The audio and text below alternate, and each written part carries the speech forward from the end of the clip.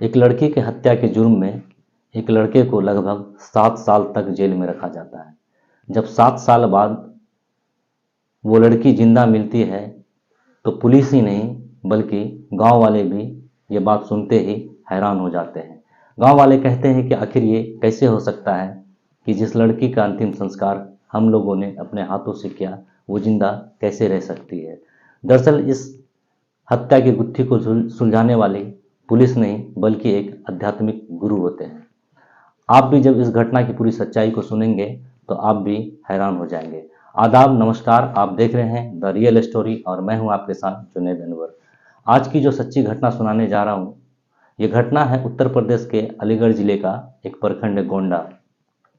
उसी गोंडे प्रखंड का एक गांव है धतौली। साल 2015 महीना फरवरी का था।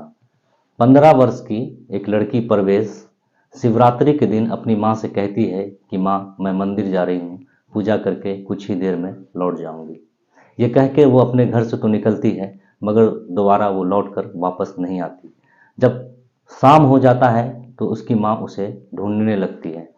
इसकी सूचना वे उसके पिता को देते हैं। उसके पिता भी उसे आसपास के गांव में इधर उधर ढूंढने की कोशिश करते हैं मगर उसका कोई अता पता नहीं चलता।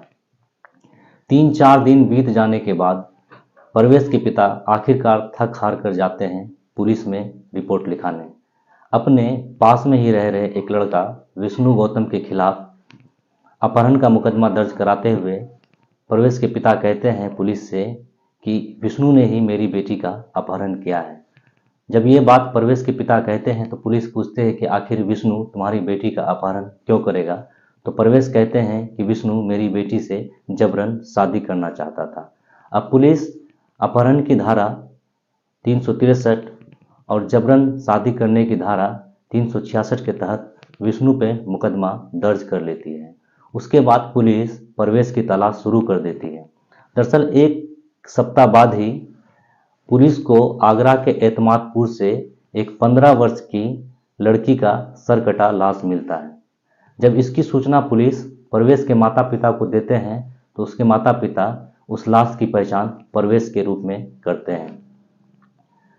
पुलिस एक बार फिर से विष्णु के ऊपर हत्या की धारा 302 और हत्या कर सबूत मिटाने की धारा 202 के तहत मुकदमा दर्ज कर जेल भेज देती है। इधर विष्णु की मां सुनीता कहती है कि मेरा बेटा निर्दोष है, मेरे बेटे को जबरन फंसाया जा रहा है, मेरा बेटा आखिर ऐसी घटना को अंजाम क्यों देगा, जबकि मेरा बेटा तो सुनीता से बात किया करता था। ये बात विष्णु की मां के हलक से उतर नहीं रही थी और बार बार वो यही कह रही थी कि मेरा बेटा निर्दोष है। इस बात को लगभग 1 साल बीत जाता है। तभी अचानक एक दिन सुनीता अपने आध्यात्मिक गुरु उदय कृष्ण शास्त्री के पास पहुंचती है और इस घटना की पूरी आप बीती सुनाती है। उदय कृष्ण शास्त्री कहते हैं कि इस केस में हमसे जो भी मदद होगा मैं तुम्हारी मदद जरूर करूंगा।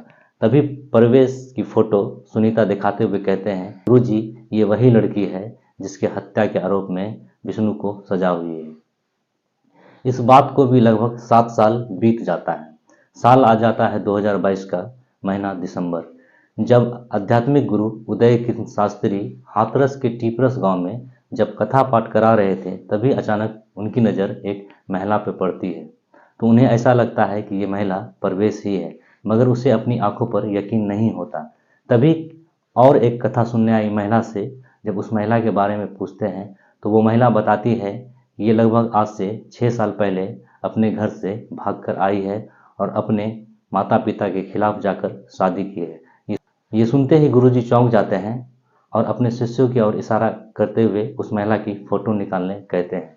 उस महिला की फ़ोटो लेकर गुरुजी तुरंत सुनीता के पास पहुंचते हैं। सुनीता फ़ोटो देखते ही उस महिला की पहचान परवेश के रूप में कर लेती है और कहती है कि ये वही लड़की है, इसे मैं क्यों नहीं पहचानूंगी, मैं तो इसे बचपन से जानती हूँ। उसके बाद तुरंत गुरुजी और सुनीता अलीगढ़ के एसपी कालाने थाने के पास पहुंचते हैं और उसे इस घटना की सारी जानकारी देते हैं। अलीगढ़ के एसपी गोंडा पुलिस की एक स्पेशल टीम को गुरुजी के बताए हुए पते पर भेजती है। पुलिस जब हाथरस गेट पहुंचती है तो वहां देखती है कि एक महिला अपने 2 बच्चे और अपने पति राजकुमार के साथ रह रही होती है। पुलिस उसे हिरासत में लेकर निगरानी गृह में भेज देती है और इसकी सूचना परवेश के माता पिता को देते हैं। जब परवेश के माता पिता पहुंचकर उस महिला को देखते हैं तो उसकी पहचान परवेश के रूप में करते हैं। दरअसल परवेश के पिता कहते हैं कि परवेश जिंदा है, इसकी जानकारी आज से मुझे लगभग 1.5 साल पहले पता चली, लेकिन मैंने पुलिस की झमेले और गांव में अपनी इज्जत के वजह से ये बात किसी को नहीं बताई, मगर आज इस बात की सच्चाई सामने आ ही गई। इधर विष्णु की मां कहती है कि मेरे बेटे को जबरन फंसाया गया था, 7 साल तक मेरे बेटे को जेल में रखा गया। मेरे इस 7 साल के दौरान मेरा परिवार आर्थिक तंगी से गुजरा है, सरकार मेरे बेटे को मुआवजा दे। पुलिस कहती है कि पहचान के आधार पर यह साबित नहीं होता कि ये महिला परवेश ही है, क्योंकि आज से लगभग 7 साल पहले परवेश के माता पिता ने एक सरकटी लाश को परवेश के रूप में पहचाना था। ये तो डीएनए के आधार पर ही तय हो पाएगा कि ये महिला परवेश है या नहीं। अगर ये महिला परवेश है तो इस घटना की साजिश जिसने भी रची है उसके खिलाफ कार्रवाई की जाएगी। इस कहानी में फ़िलहाल इतना ही। अगर आप ऐसे ही और कहानी को सुनना चाहते हैं तो आप हमारे चैनल द रियल स्टोरी को सब्सक्राइब कर ले, बेल आइकन दबा दें ताकि मेरे आने वाले हर एक वीडियो का नोटिफिकेशन आपको मिलता रहे। शुक्रिया।